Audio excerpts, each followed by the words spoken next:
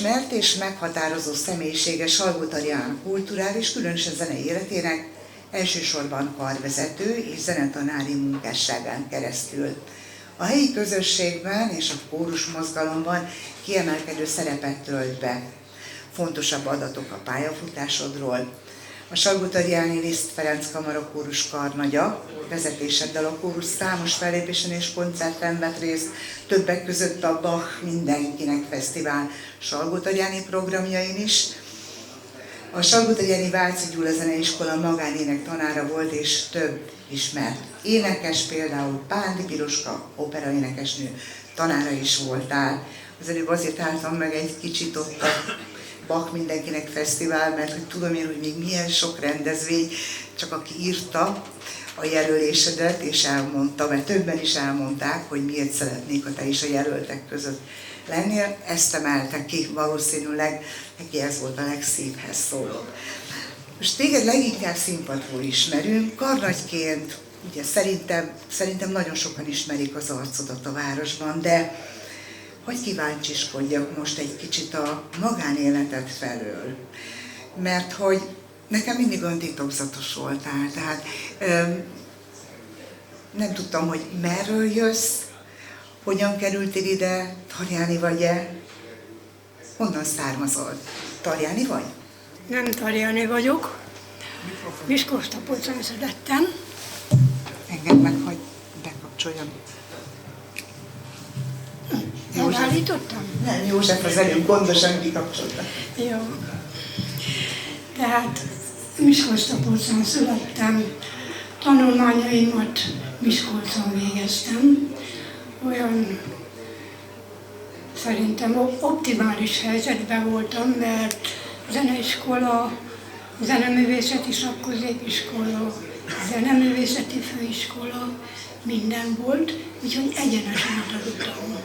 Na de nálad is azért fontos kérdés az, amit ugye Gohács Istvánnál megkérdeztem, hogy mikor dőlt el, hogy mit szeretnél csinálni az életben, és ez mennyire sikerült, ez volt a fő célod, és milyen volt az a környezet, amelyből jössz. Tehát ez motiválta téged erre, vagy teljesen úgy érezted, hogy jön valahonnan föntről egy ihlet? Hát pontosabban 13 éves lehettem, amikor felvételére kellett készülni zeneművészeti szakközépiskolába. Fölvettek, innen egyenes út volt minden. A motiváció, nagymamám nagyon szépen énekelt, édesanyámnak is nagyon szép hangja volt. Aztán nekem is lett. Egy valamit megtudtam rólad, hogy nem énekkel kezdtél, zongorával kezdtél. És aztán, hogy is fogalmaztál egyszer nekem, és aztán megjött a hangom. Hát tulajdonképpen igen. Zongoristaként kezdtem, 5 éves koromban kezdtem zongorázni, pontosabban harmóniumon játszottam. Úgy történt, hogy háború után ugye mindenki szegény volt, nekünk csak harmónium volt, és nagymama ült mellettem, taposta a harmóniumot, mind a két lábával, ő volt a társam, én pedig zongoráztam, pontosabban harmóniumoztam, azon gyakoroltam. És az ének? Mikor jött az ének? Éneklés az érdekes dolog, mert nálunk kötelező volt a magánénektanulás zeneművészeti szakközépiskolába. Tehát jártam hangképzésre, de érdekes módon akkor a tanárnő egy szóval sem biztatott. Aztán, amikor elvégeztem a tanárképzőt, lediplomáztam zongorába a karvezetésből, az 61-ben volt, 1961-ben, a múlt század közepén.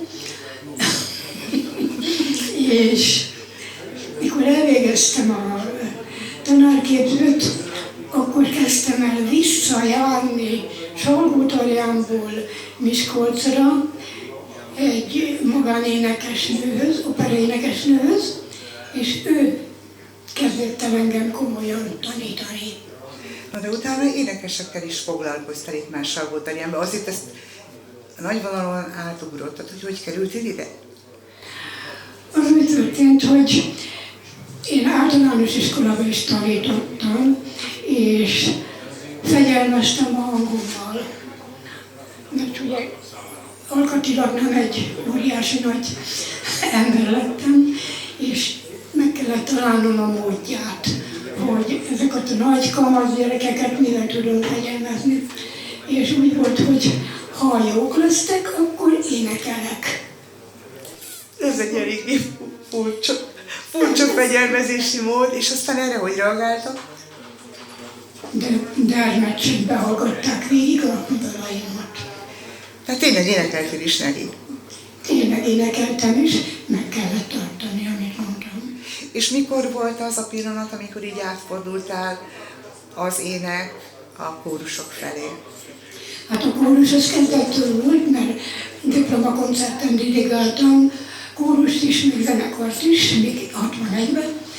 Utána, miután jártam Miskolcra vissza, magánénekórára, itt az iskolában énekeltem sokat a gyerekeknek, és éreztem, hogy kellene valahogy még fejleszteni, és aztán beadtam a főiskolára a kérvényemet, hogy magánének szakot elvégezhessem, és így 10 évvel később magánénekes lettem, mint énekes, operista, szólista. És a pályafutásod során voltak olyan versenyek, megmérettetések, amire nagyon büszke vagy? Most az énekesre gondolok. Énekesként nem, mert én túl koros voltam, mert 10 évvel idősebb voltam mindenkinél. Hát amikor Kuké Júliát tanítottam, Kuké Júli volt első zongorista, vendégei közül volt, ő akkor 8-9 éves lehetett, amikor hozzám került zongorázni. Nálam végzett zongorából, és én készítettem föl őt Miskolcra a felvételére. Ott aztán tovább fejlődött, és operaénekes lett belőle. Úgyhogy amikor Julikával találkoztam Pesten, a művész, nem akarom keverni a dolgokat, mesterkurzuson, összekerültünk, volt tanítvány, mint most is összetalálkoztunk véletlenül. Kukai Julikával együtt voltunk a mesterkurzuson, Karelli Gábor mesterkurzusán, és akkor én már akkor végeztem 65-ben Budapesten, magánének és operaszakon, és mellettem a volt növendékem ugyanígy ott volt. Említenél még híres tanítványokat? Pándi Piroska, sajnos Julika már nem él. Igen. Julika meghalt. Julika nem olyan régen, amikor a forgószínpad volt itt, akkor én még őt kísértem, a Tuszka Himáját zongorán kísértem neki, meg ugyanakkor a Hollai Kálmán is volt akkor. De mostanában karvezetőként ismernek főleg. Ez hogyan kezdődött? Megkértek valahonnan intézményesen, hogy létre kellene hozni egy kórust és vezesd te? Hát az úgy volt, hogy a zeneiskolában volt egy pár énekes növendékem, meg kolléganőm, akikkel létrehoztam egy kamarakórust. És a kamarakórusból kifejlesztettem egy nagyobb kórust. Tehát ez a te kezdeményezésed volt? Igen. Határozottan belső indítatásom volt. Ez egy fontos motívum, főleg a jelölés szempontjából. És aztán jöttek a különböző kórusversenyek, minden évben rádiófelvétel, nagyon sok kitüntetést kaptunk a rádiófelvételekért, kiváló produkció, nyilvános hangverseny volt, egyenes adásban, hát kórusra az nagyon nagy dolog. Azután volt Budapesten egy nemzetközi kórusverseny, Debrecenben is volt nemzetközi kórusverseny, Budapesten második helyezettek lettünk, és utána bennünket küldtek ki Franciaországba a bicentenáriumon való részvételen, Magyarországot képviseltük a kórusok között. Elég sokat láttál már ezen a területen. Én úgy gondolom, hogy te hiteles forrás vagy ahhoz, hogy megkérdezzem, kórusmozgalomnak mikor volt csúcsa, hogy láttad, és mostanában milyen helyzetben van? Hát a kórusmozgalomnak akkor volt a csúcsa, amikor én 60-70-es, 80-as évek tájékán csináltam. Én mindenhol kórust csináltam, ahol megjelentem. Közgazdasági technikumban 65-ben, ahol nem volt zenetanulás, 70 tagú lánykarom volt. Mivel voltunk Sárospatakon 63-ban, ott egyenes adásban szerepeltünk, egyenes tévéadásban, 63-ban, az nagyon nagy szám volt. A Sárospataki vár udvarán volt a hangverseny színhelye, és először azokkal szerepeltünk, utána egészségügyi szakiskolába, szakközépiskolába csináltam kórust. Általános iskolában 110 tagú úttörőkórusom volt, 11 tagú kamarakórusom a 7-esekből, és kisdobos kórusom 20 tagú, a második, harmadikosokból. Most arra is gondoltam, amikor ezt kérdeztem, de nagyon jó, hogy erre kanyarodtál, mert ez is egy nagyon fontos dolog. Arra gondoltam, amikor ezt kérdeztem, hogy Magyarországon mikor érezted úgy, hogy ugye csúcsán van a kórus mozgalom. Neked is segítek, elárulom, miért kérdezem ezt. Én is kórusoztam, emlékszem, hogy voltak időszakok, amikor nagyon sok megmérettetés volt.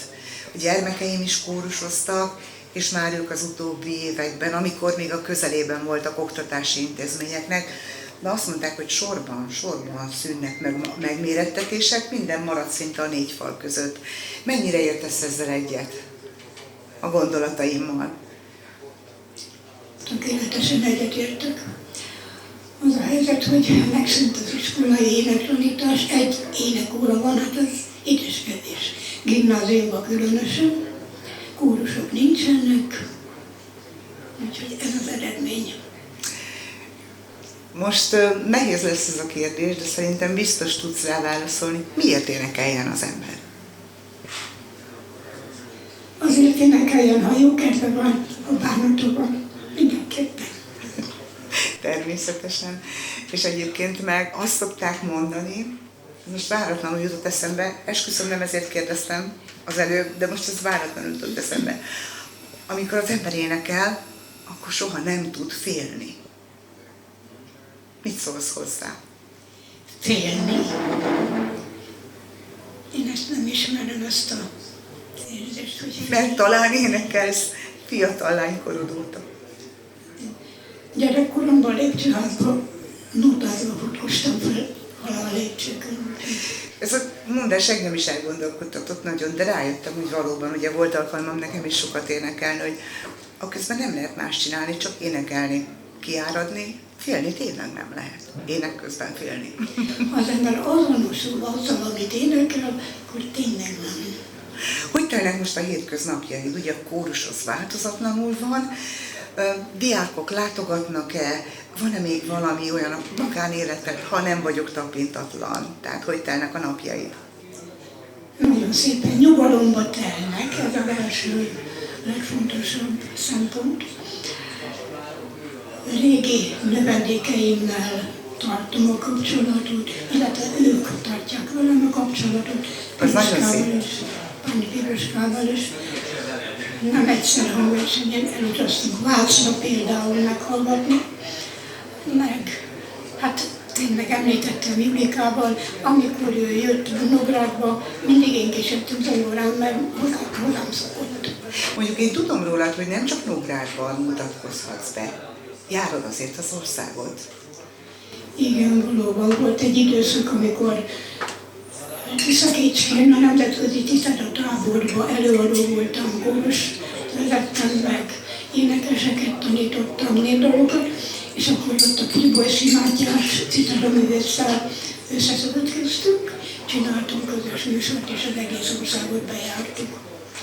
De az népdalanyag volt, az kimondott a népdal, és ezt akkor csináltuk, amikor a tiszteletáborban dolgoztam.